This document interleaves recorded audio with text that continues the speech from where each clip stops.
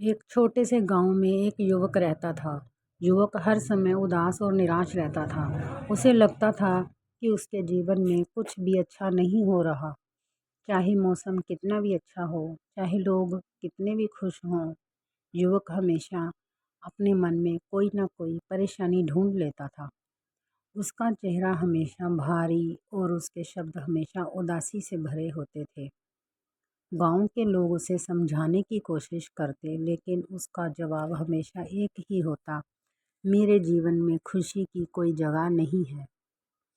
युवक का परिवार भी उसकी इस उदासी से परेशान था।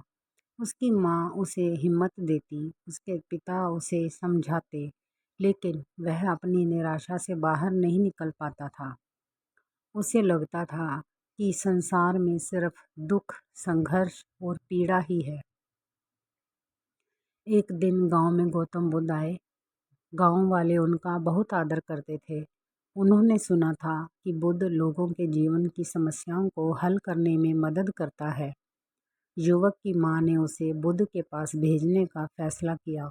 पहले तो युवक मना करता रहा, लेकिन आखिरकार अपनी मां के आग्रह पर वह बुद्ध के पास गया। बुद्ध ने युवक को ध्यान से सुना और फिर से उसे एक विशेष काम दिया। उन्होंने युवक से कहा, तुम्हें गांव के हर व्यक्ति से मिलकर उनकी एक एक समस्या सुननी होगी। लेकिन ध्यान रहे, जो व्यक्ति जीवन में कभी उदास नहीं हुआ हो, उसके पास ही तुम रुक सकते हो।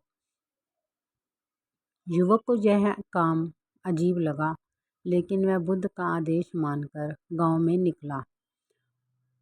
उसने सबसे पहले अपने एक मित्र से बात की, जो हमेशा खुश दिखता था।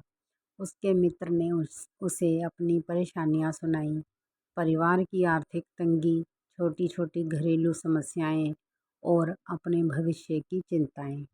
युवक को समझ आया कि उसके मित्र की मुस्कान के पीछे भी संघर्ष छिपा है। फिर युवक ने गांव के और लोगों से मिलना शुरू किया। हर एक व्यक्ति की अपनी अपनी मुश्किलें थी। कभी किसी का स्वास्थ्य खराब था, कोई आर्थिक परेशानियों से जूझ रहा था, तो किसी के परिवार में कलह थी। हर बार जब युवक किसी से मिलता, वह उसकी समस्या सुनता और चौंक जाता कि खुश दिखने वाले लोग भी अंदर से कितने उदास हो सकते हैं। दिन बीतते गए और युवक को यह समझ में आने लगा कि हर व्यक्ति के जीवन में समस्याएं होती हैं। फ़र्क बस इतना है कि कुछ लोग अपनी समस्याओं के बावजूद जीवन में खुश रहना चुनते हैं, जबकि कुछ लोग केवल अपने दुख पर ध्यान केंद्रित करते हैं। यह बोध होते ही युवक के मन में एक बदलाव आया।